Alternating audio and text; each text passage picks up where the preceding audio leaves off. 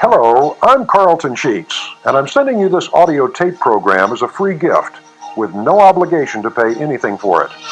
You see, your success is very important to me, and only when you succeed do I succeed. This program is a recording of a telephone conversation I recently had with one of my successful students.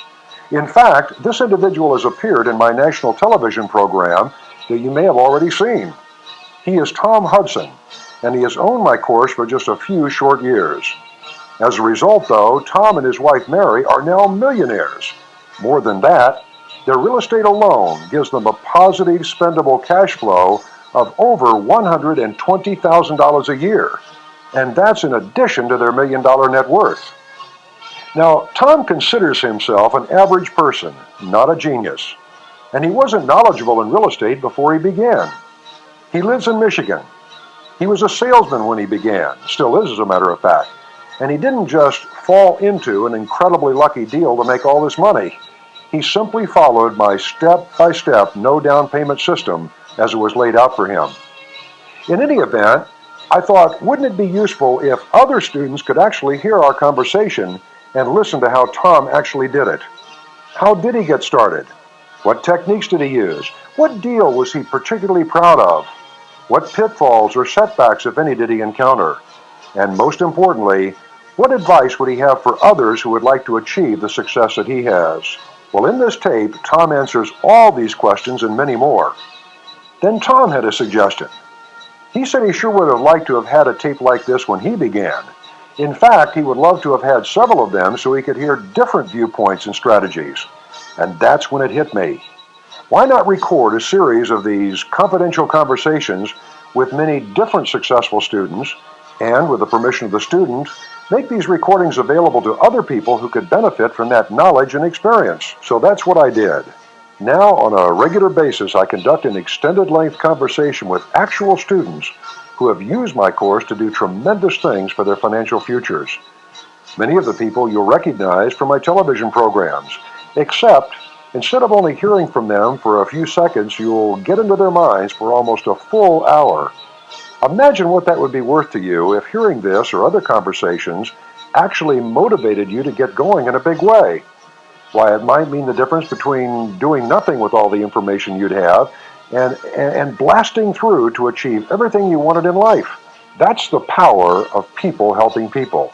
Right now, let's listen to Tom, and when he's done, I'll tell you about how you can begin a regular program of motivation, support, and understanding using my successful students as your personal mentors. I'm going to be talking now with Tom from Michigan. Since getting my course, he and his wife have purchased 57 units, and you'll find this tape, I think, very informational and interesting because he likes to buy multifamily properties, and he goes into great detail about that. Tom's owned my course now for about 4 years, and he has a net worth of $983,000, and that's starting from practically nothing. He's essentially a millionaire. And according to Tom's goal sheet, working his plan will double his net worth in the next 4 years. And on top of that, and this is very impressive, Tom today has a positive monthly income of more than $10,000. And here again, he's on track that in 4 years he'll be clearing $250,000 per year positive cash flow, and that's just from his real estate. Tom's going to be telling us about how he bought a 34-unit apartment building, all no money down, that's now worth $1.1 million, and get this, he only paid $725,000 for the property. In fact, he recently put $75,000 cash in his bank account from that same property. He's also going to tell us how he bought another property, an apartment building, no money down, and put $15,000 cash in his pocket when he bought it. And he still makes $1,000 a month from that one building. We'll talk about owning property out of state and how to manage it, and go into a little detail about a HUD foreclosure that he's doing and a rehab that will net him $50,000 profit. Now, let's talk to Tom. Hi, Tom. Hi, Carleton. It's nice to talk with you again. Yes, it is nice. And how are things going for you? Well, they've been going very well. We've done pretty well, made some improvements since the last time that we spoke. Well, let's go back to the time that you first got my course. You've had the course now how long, Tom? I'd say it's been about 4 years now. About 4 years. And you became, when you ordered the course, you decided that you wanted to become a part-time investor. Yeah, that's true. I think it probably stemmed from the fact that as we looked around ourselves, it seemed like everybody that we knew that had achieved anything had a considerable amount of property. And so it seemed like that must be the way to go. What was your financial situation, Tom, if you don't mind my asking, at the time you got my course 4 years ago? Well, at that time, our net worth was maybe around $45,000, $50,000, somewhere in that neighborhood. Very respectable. Well, it wasn't too bad. We were like most people, the average 3-bedroom house and a couple of cars, and, some equity in those, but that was about it. And in the 4 years that you've had my course, what's your net worth now, Tom? Our net worth now is just about $1 million. Oh, that is just fantastic. $1 million. It's been great. Well, even though it's primarily, I would guess, equities and properties, you have literally made then about $250,000 a year as a result of your investing. Yeah, that's right. Some years a little more, some years a little less, but on average, that's about right. And Tom, what about your spendable cash flow each month? Do you have some? We do. It's pretty respectable. It's somewhere close to $10,000 a month. A month, $10,000 a month. Wow, $120,000 a year. Yep. Oh, that is just that sends chills down my back. That is so great.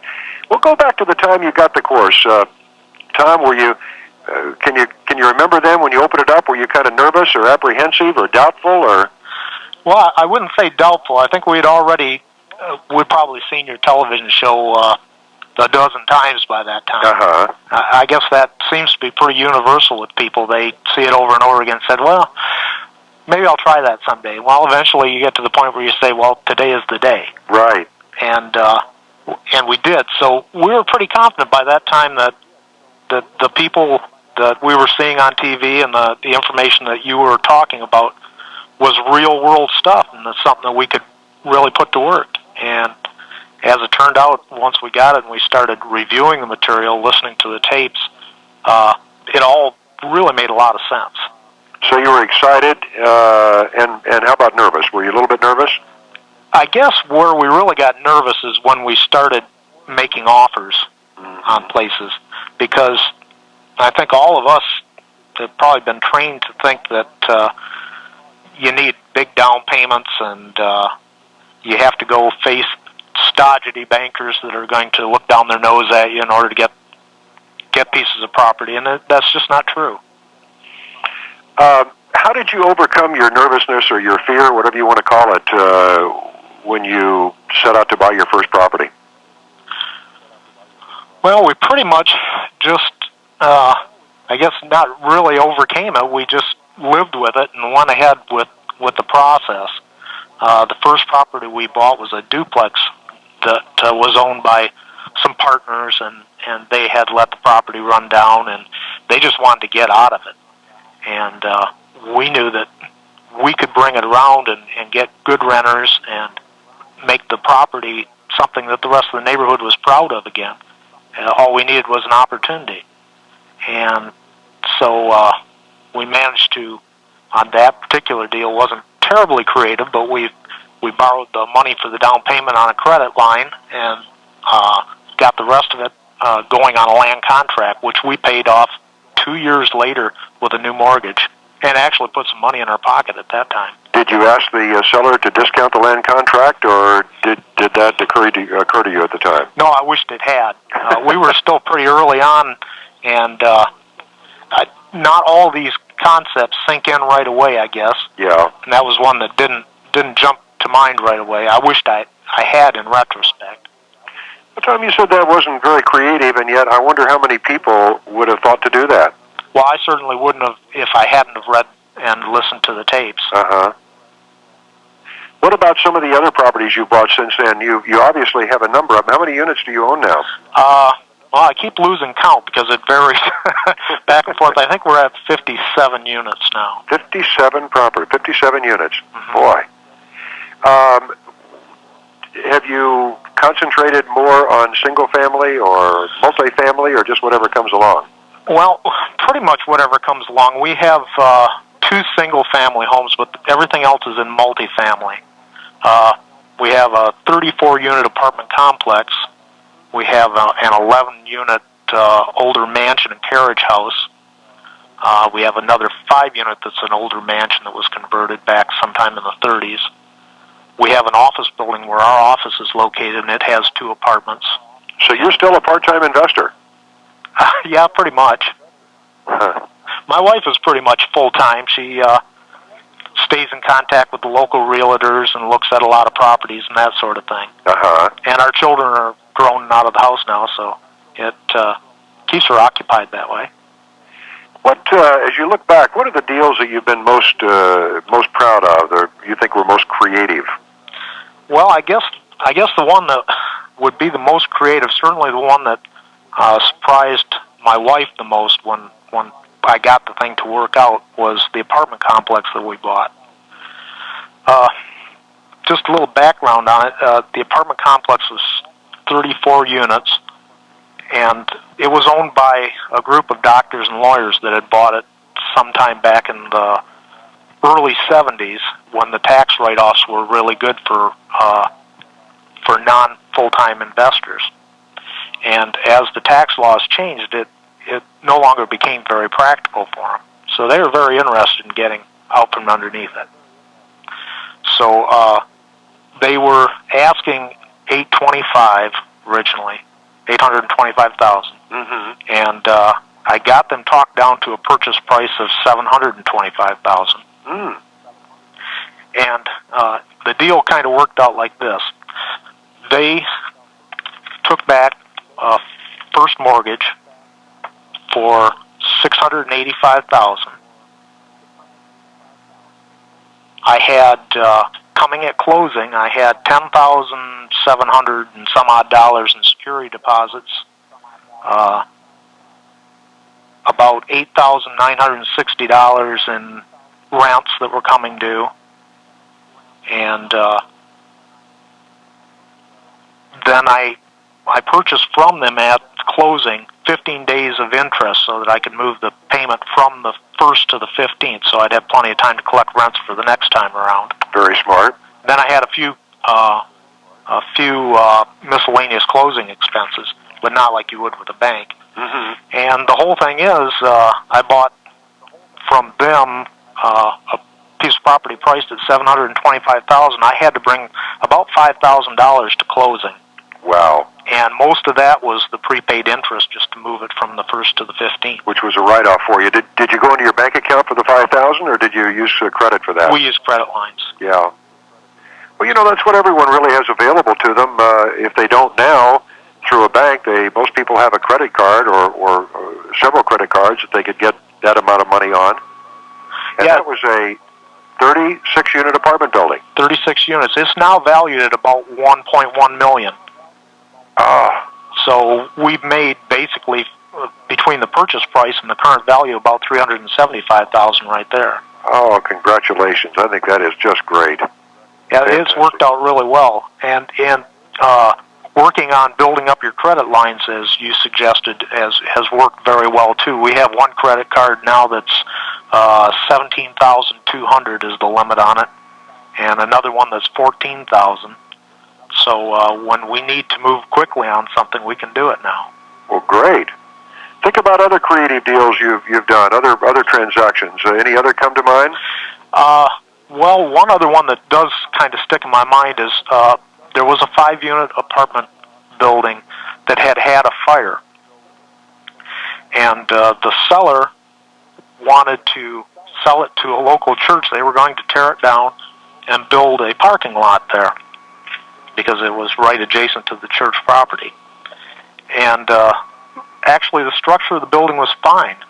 One apartment had been damaged extensively, and then less serious damage to 2 other apartments, and smoke damage through the rest of it. I bought it for what he was going to sell it to the church for because the city didn't want it torn down in as much as it was a historic building. Oh. So I bought it for $18,000. we went to the bank right away and got a fix-up loan for an additional $50,000. And when it was all through, we put a new first mortgage on it, and I think we put about $15,000 into our pocket at that time. Oh, that is great. And it was totally rehabbed. And before we got finished with it, we had all the renters. Owned the property, basically no money down, put $15,000 cash in your pocket, and were able to rehabilitate it as well. That's right. Oh, that's exciting. And the property is rented for enough to cover the costs of ownership, including the mortgage. Oh yeah, plenty. You see, I was just looking at that. That one has a income of about $2,200 a month, and mortgages, interest, and taxes on it come to about $1,200. So it has a positive cash flow of about $1,000 a month. Oh, nice positive cash flow, yeah. Tom, of all the properties you've bought, most of them apparently are multifamily properties. Is that right? Yeah, that just seems to have worked out for us. We seem to have been in the right place at the right time for those kind of deals.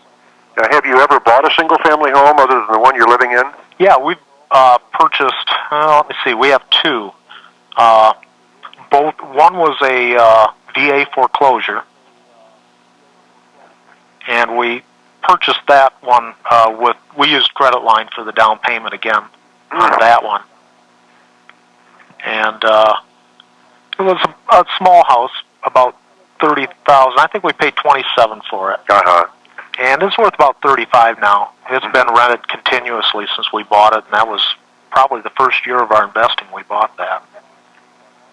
And in this last year, we bought another little house in a private subdivision, and it's been rented. That one was purchased on a land contract from the original owner. It was a retired couple that, they were just getting to the age where they couldn't come and visit the house any longer, and it was in kind of a resort area. Uh-huh. And so we bought that with very little money down. Tom, compare dealing with owners of multifamily properties with those who own single-family homes. Do you find multifamily easier? We have, quite frankly, and I guess a lot of it's got to do with the fact that the tax laws put a lot of people that were involved in limited partnerships in kind of a bind. So there were a lot of things that people were trying to get out of, and still are, for that matter. So you say properties that were purchased, multifamily properties that were purchased prior to 1986 for tax loss reasons are now pretty fair game for buying with some pretty creative terms. Yeah, that's true, especially because of the abusive capital gains tax that we have right now. They're pretty flexible about selling things on contracts and notes.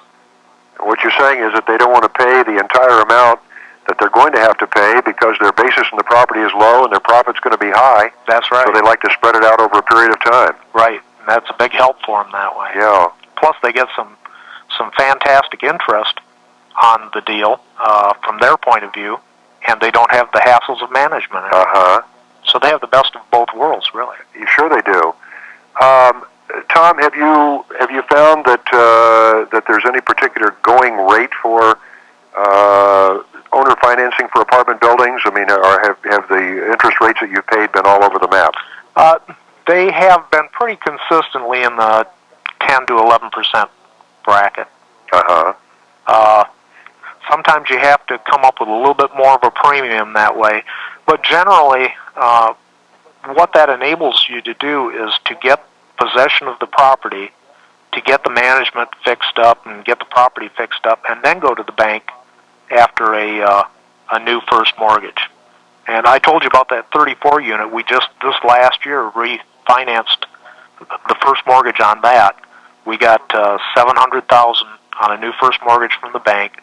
Moved the existing the sellers to a second mortgage, much smaller than their original one, but still a fairly substantial mortgage. And we put about $75,000 in our pocket. Wow. Actually put $75,000 cash when you originally bought it, practically no money down anyway. Yeah, exactly. I felt many times that owners of apartment buildings are a little bit more professional, a little bit more astute, knowledgeable about real estate than the typical single-family homeowner. And in many ways, that makes it easier to deal with them for you as a professional with all the knowledge you have.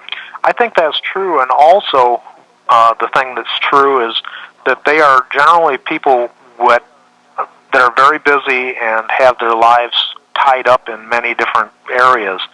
And so they become, I guess, for lack of a better term, don't-wanters. Mm-hmm. Probably more easily and more quickly than single-family homeowners. Tom, the properties that you bought, the multifamily properties that you bought, were they on the market for sale by owner or through brokers, or did you actually approach some people about selling? Actually, it's been a little bit of everything. One apartment building that we bought was a fellow investor who still owns a lot of properties around our area. He likes single families more, and so he kind of got out of the multifamilies. So we made some very nice deals with him. Other times I've had realtors, now that they know that we're in the market, come and bring deals to us. And one realtor in particular brought us the apartment complex, and I think he's brought us, a couple of other pieces of property. As a matter of fact, I was just out with him today looking at a piece of property. Huh. Are you doing anything with those realtors as far as them financing a portion of their commission? Yes. On that 34 unit, maybe I didn't say that, but part of the money that I didn't need at closing was an $18,000 second mortgage to the realtor. Well, that's very smart. Tom, what about managing these properties? Have you found the management problems to be about the same or non-existent as they are with the single-family homes? Probably the single-family homes are better. I'd be lying if I didn't say that was true, just because when you get good renters in a single-family house, they seem to stay for a very long time. And in multifamilies, quite often they're people in transition, and they stay about a year and a half on average. Mm-hmm. One nice thing about multifamilies, though, is that when you raise the rent, as I assume you do as a professional investor, keep up with the market at any rate, that rent raise usually goes all the way to the bottom line and creates value for the property. Yeah, it sure does. No doubt about that at all. And that's been the focus of our trying to build equity in the properties, is to get the things to market value and try to hold them there as closely as we can and still be competitive. Uh-huh. And it's really paid off. Well, that apartment complex is a prime example of that. We purchased it for $7.25, and it appraised about $1.1 million. Wow. So. And that's strictly because of some cosmetic improvements you made, as well as increasing the rents. Yeah, we didn't do a whole lot cosmetically, to be perfectly honest. We did some minor things, but mostly it was poor management on their part. They weren't keeping up with things, and they had a live-in manager that they weren't keeping an eye on very closely. Here's a good example. When we bought the place, the monthly laundry income was about $200 a month. As soon as we got control of it, it was immediately $500 a month. Oh, my goodness. Very strange. Yes. And now I think it's up around $800 a month. For the laundry income. Well, that's a important second source of income.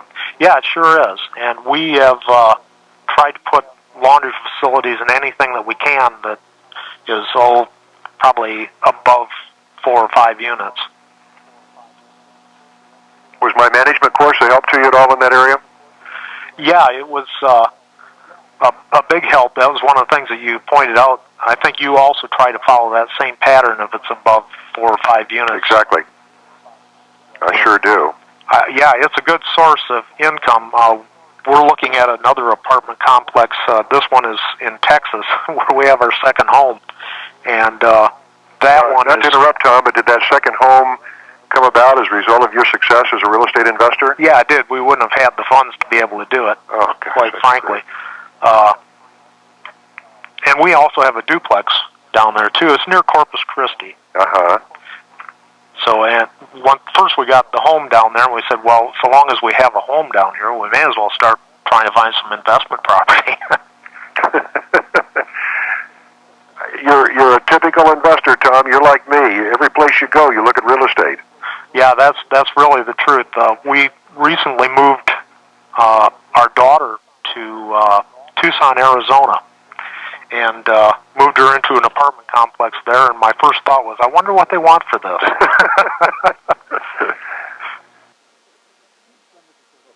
Please turn the cassette over to listen to side 2. The apartment complex in Texas, how would you manage that? Through an absentee, with a local professional manager? Yes, in part.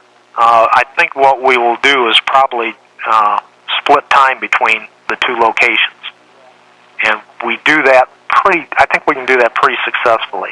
We'll have somebody local to handle the day-to-day stuff, but the major management decisions and renovations, and even going so far as to making sure that people are correctly checked before they rent, we'll continue to do that. Well, let's talk about some other transactions or some other deals you've done. Are there any that stick out in your mind as being particularly creative or that you're very, very proud of? Well, like I said before, we've gotten some pretty good buys from a fellow investor in town, and because he was an investor, he was very flexible in his terms, and we bought some things on land contract from him with little or no money down as well. Tom, is this an area that you'd encourage new people just coming into the business to explore, and that is trying to get to know other investors in their town with the idea of either being able to wholesale properties to them or buy properties from them? Yeah, I sure would, and one of the reasons for that is that not everybody is looking at doing management at this portion in their life, and maybe some have been managing for quite a while, and they're just trying to back away from it now and spend more time relaxing and that sort of thing. And so they're perfectly happy selling something and just reaping the benefit of the difference between the interest payments on what they have going out and what they have coming in. So you'd say that dealing with other investors, you can deal on more of a professional level. Yeah, that's true. They've been over the ground already. They know the true value of their building, at least as it currently stands. They may know the potential, but they may not have the interest in working towards that potential. But they certainly know that if you have to go to a bank to do everything, then they're going to have a lot harder time trying to sell their property. Tom, have you ever picked out a property in your area that is attractive to you or particularly well located that you'd like to own, and just looked up the owner's name and said, have you thought about whether you'd like to sell the property, and would you be willing to sit down and just talk about the terms under which you'd be willing to sell? I have not done that, quite frankly. I can see that there's probably a lot of good that I could do myself by doing that. Quite frankly, I work another job full time. Oh my! And so a lot of times it's hard to find time to do as much as I'd like to do. I'm sure that if I were free to do it full time, we'd probably be twice as far along as we are now. Have you made $1 million in the last 4 years on that other job? No, that's true. I haven't. But the other job is something I've been doing for a lot of years, and something that I really love to do, and I just haven't come to the point where I decide to do anything else. Mm-hmm. Well, Tom, I think there are basically 5 areas, if I can recall them, that you can use to locate properties. One would be to just drive neighborhoods and look for sale signs, and a second would be to look at the real estate classified ad section in the newspaper.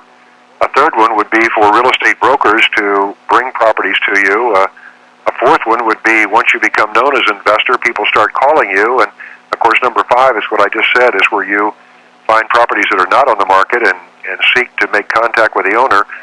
Any one of those areas that I've just talked about, has that been particularly important in your progress as an investor? Well, when we started out, we did a lot of driving in neighborhoods, and that, surprisingly enough, led to not too many properties for us, but it did in a roundabout way. Because in our area, we don't seem to have a lot of single-family houses that are for sale by owner. They seem to rely on realtors a lot. But what it did do for us is it got us in touch and known by a good number of realtors locally. And then they started bringing the offers to us. Well, that's important. I think that's great when you can, especially when you're working like you are, and your wife, you said, was active in the business, but still to have people bring opportunities to you is a real shortcut. Yeah, it sure is. A lot of things have come about just because a realtor has stumbled on something and said, well, I bet Tom and Mary be interested. Well, Tom, I know with all your success and your experience in the business, it's hard for you to remember those days when you were kind of nervous about getting started, but if you can, what advice would you give to someone right now who might be nervous or nervous about getting started or unsure if they could ever do what you've done? Well, I guess most of us are nervous about every change that we make in our life, whether it was when we were 15 years old and we were going to driver's training and we weren't sure how we were going to react the first time we were behind the steering wheel of a car, or it was standing at the end of the aisle in the church waiting for your bride to come down the aisle. Every facet of life has got changes, and they all make you nervous.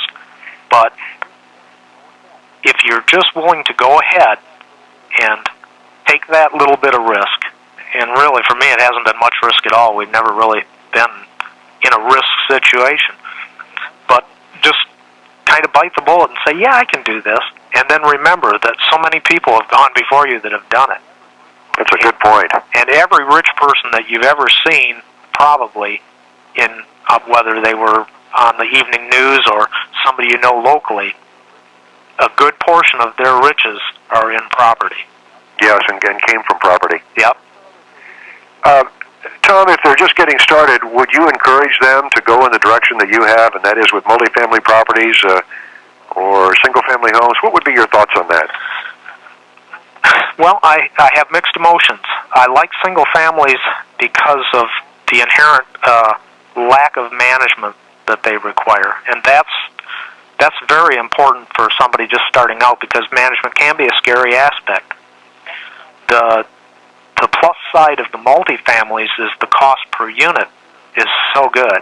Around here, it's still quite possible to buy multifamilies for $20,000 per unit and less. Mm-hmm. And I can't come close to that with single families. Well, even if someone's listening who's thinking that multifamily properties in their area are $30,000 or $35,000, then single-family homes prices are going to be commensurately higher as well. That's true. So everything's relative. The other thing that is positive about multifamilies from my aspect is if I have 30 units and I have a vacancy, it's 1/30th of the money, and that's not very scary. No, that's if you have a single family and it's vacant, it's 100% vacant. Yeah. So and the other thing too, Tom, on that 36 unit you bought, let's face it, you did not put much more time in that, I would guess, than it would have taken you to buy a single family home. No, as far as working out the closing, it was probably a lot quicker in some respects than some of the other smaller properties that we've purchased. Do you have on-site managers in most of your multifamily properties? No, they're all local. So my wife handles all of that out of our office. Rent collection, all the maintenance, and everything. Right. If you were to buy away from your area, for example, in Texas, then you might consider having an on-site manager there. Yeah, and with the duplex we have in Texas right now, we have a local realtor that handles any phone calls concerning that duplex, any scheduled maintenance that has to be done, and the rent checks come to her, and then she. What do you pay for that service? Pardon me? What do you pay for that service? In that area, which is a resort area, it's about 10%. I have property in Texas also, and I pay 10% as well. So I think it's possible to get management in the 7 to 8% in some areas, but I think a good figure to count on is going to be 7 to 10%. I would think that would be pretty good. I would be hard-pressed to pay more than that. Tom, you've done so remarkably well, and I have a feeling that one of the reasons you've done so well, I mean, you're obviously a smart guy, and you're and you're applying the techniques very successfully. But you've really kind of gotten a jump start through multifamily. I wonder if you could have bought 56 units or whatever it is you own in 4 years if you were buying single family homes. Probably not, just because the number of units or the number of single families that, at least in our area, that I could have gotten with little or no money down, or such a low proportionate amount of money, would be a lot fewer. Tom, have you ever done anything in the area of foreclosures, either conventional or government? Well, we did a VA foreclosure that worked out pretty nicely for us. That was a single family. But we're currently working on something that we haven't gotten much experience at yet, and I think it's going to turn out wonderfully from what I can tell. We're buying a 2-unit house it's actually on a lake, and it's a nice brick 2-story ranch, 2-unit, and it was foreclosed on by I think of Freddie Mac or somebody of that nature. And we worked out a purchase price on it, and then I went to a local lender who works with the government on the 203K program. Right. And what we've worked out is a loan on the property that will cover the purchase price and all the fix-up money we need to turn it into really something pretty spectacular. Well, that's one good thing about the 203K program is that they loan money not only based on the value of the property now, but also on the value of what it will be after the fix-up, so it can be a very good program. Yeah, the way it worked for us is we had the HUD inspector come out, and we had made a list of what we wanted to do and what we thought it would cost to do those things. He went over the list with us and told us what things he agreed with and where he thought we might be a little bit too lean or where we had been a little too expensive on what we thought it would take to fix it up. Mm-hmm. And then he made sure that the things that we had put down included the things that they needed to have done in order to make it fit their criteria as being safe and affordable housing for people. And, well, that is really exciting. Now, has this foreclosure, has the sale consummated yet? Have you bought the property? No, we're still in the process of getting the final paperwork done. You have it tied up, though. Yeah, it should be done sometime in the next 2 or 3 weeks. Well, I think it pays for people to have a broker. Did you find this through a broker, by the way? We did. This was another one where the broker, well, actually, we had been looking at a different piece of property with this broker, and she happened to say, by the way, I happen to have this other piece of property you may be interested in. And basically that's how it went. We're going to end up with a mortgage on the property of about $72,000, and when it's all rehabbed, my estimation is the value would be somewhere between $120,000 and $140,000. Wow. Boy, that's about $50,000 or $60,000 worth of instant equity, isn't it? Yeah, and it should be real easy. The other nice thing about this 203K program is that mortgage is fully assumable. Yes. When it's all done, so it makes a really nice piece of property that you can turn around and sell to somebody. Well, good for you. I think there are a lot of foreclosure opportunities, as you said. Freddie Mac, which does not finance, by the way, but Fannie Mae does. They will finance 10% down for investors, mm-hmm. and if you're going to occupy the property, they'll go 5% down. HUD foreclosures, they don't finance, but there's just a lot of opportunity there to buy properties at below market value. Well, my understanding on the 203K program is once you've done your first one, then it becomes progressively easier. That's what I've heard also, Tom. I tried to do one about 6 years ago, and it was just a nightmare because of the paperwork, but all of a sudden President Clinton dictated that this should be made easier and more accessible, and so now all of the red tape and the paperwork necessary to accomplish that loan is diminished considerably. Well, I also lucked out in the lender that I'm dealing with. Their staff man actually has credentials to do the underwriting. Oh. And so that really cuts down on the red tape a lot. Well, good for you. Well, that's just one more feather in your hat. Well, we hope to be able to do several of those in the near future. So we're already out scouting for the next one. How do you see your life continuing to change in the near and the long-term future, Tom? Well, we're continuing to look for property all the time, and I figure if we've done as well as we have with as little investment of time as we have, we're going to do a lot better in a very short period of time. Boy, that is tremendous and ambitious, I might add. So you think you can do better in the next 4 years than you've done in the past 4 years? Yeah, I don't see any reason why, if a couple of things that we're working on right now, if they come in as I think they will, we should be able to double our net worth in the next 2 years. So, well over your net worth now is what? Almost $1 million. Oh, so more than $2 million you're projecting in the next 4 years, and your positive cash flow right now is it's about $120,000 a year, $120,000 a year, and you think you can hit $250,000 in the next 4 years? I don't see why that wouldn't be possible. As I told you, we were looking at a 58 unit in Texas. This is another situation. It was a partnership that went awry, and it has all the potential to make us a large amount of money in a very short period of time, and wonderful cash flow. And that would be through doing some rehab, some refurbishment, or by raising the rents? A little of both. It needs some cosmetic work, but it's in an excellent area. It's probably nearly 25% under the competition rent-wise. And they have some vacancies right now, but it's all management related. I know that we could turn it around very quickly.